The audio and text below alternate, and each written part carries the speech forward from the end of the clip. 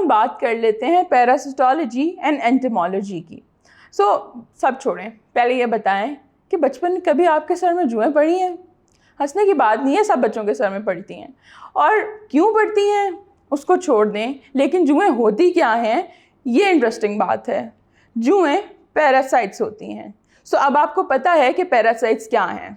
Parasites ऐसे organisms हैं जो ज़िंदा रहने के लिए दूसरे ऑर्गेनिज्म पे डिपेंड करते हैं। ये उनसे अपनी न्यूट्रिशन भी लेते हैं, जैसे कि जुएं आपके सर में से, आपकी स्कैल्प में से बाइट करके आपका खून चूस सकती हैं और उससे अपनी न्यूट्रिशन लेती हैं।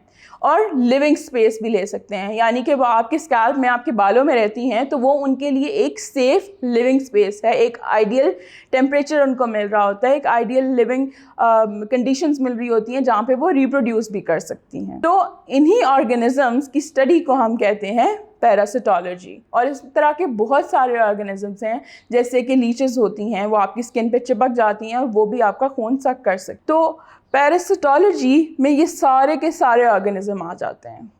फिर इसके साथ ही एक ब्रांच है एंटोमोलॉजी।